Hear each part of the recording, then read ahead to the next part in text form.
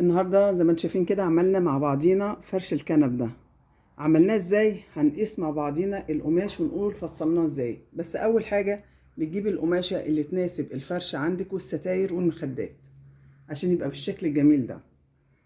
لازم يبقى فيه تناسق في الالوان. نخش كده مع بعضينا ونشوف الفيديو هنعمله ازاي. يلا بينا. إن الله وملائكته يصلون على النبي يا أيها الذين آمنوا صلوا عليه وسلموا تسليما صلى الله عليه وسلم.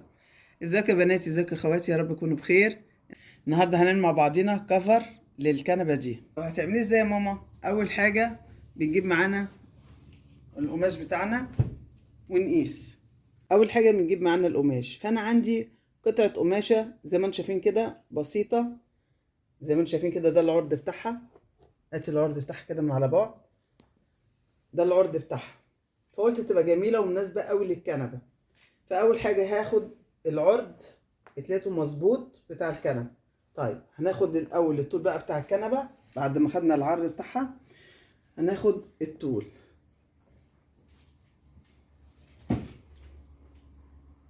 كده حبايبي. بقى عندنا العرض والطول بتاع الكنبه. هنبتدي بقى نقص من اول هنا كده. هنجيب مقص ونقص. هبتدي كده اقص، نقول بسم الله الرحمن الرحيم.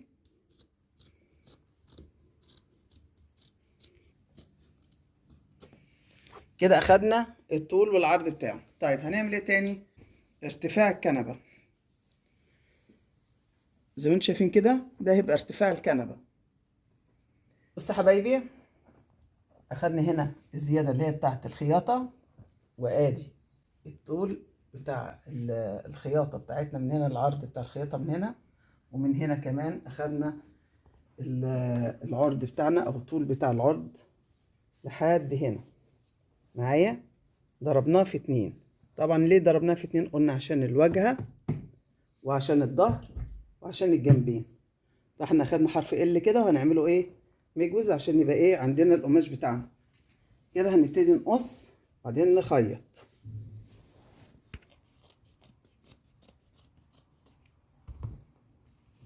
كده. شيل القماش الزيادة.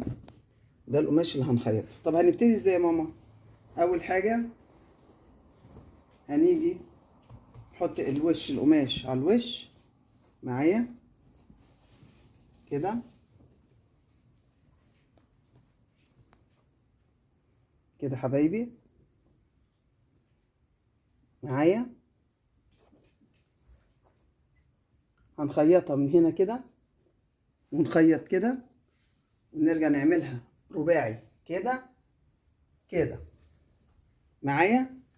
يعني هنخيط الحرف ده مع الحرف ده، ده مع ده كده، نعمله حرف ال لحد هناك. وبعد كده هنلف القماشة، هنعمل الظهر ده مع ده لحد هنا كده. وبعد كده هنجيب القماشة كده ونحط الظهر على الظهر زي كده، وناخد القماشة دي ونخيطها كده ونرجع نكمل كده برضه معايا.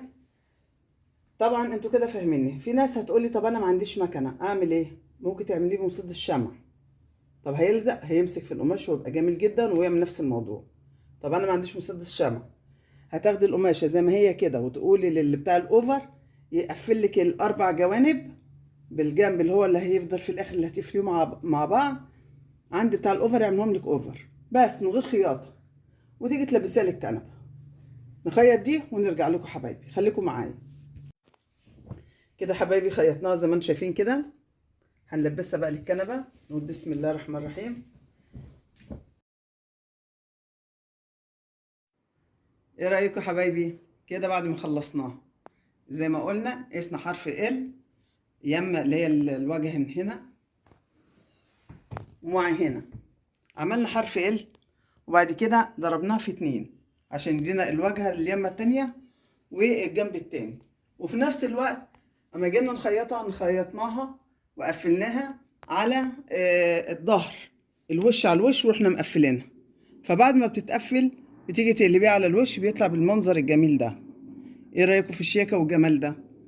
ولا تجيبي منجد يعملها لك، ولا تجيبي ترزي يعملها لك، ولا خياطة، ولا اي حد. انت في بيتك ممكن تعمليها وزي ما قلنا يا تعمليها اوفر عند بتاع الخياطة، يا اما تعمليها بشمع، يا اما تخيطيها على مكنة اذا كان عندك مكنة، يا اما تخيطيها على ايديكي. يعني عندك حلول كتير. ده كان الفيديو بتاعنا، ان عجبكم متنسوناش باللايك والسبسكرايب والتعليقات الجميلة لبيت المنى. اشوف وشكم بخير.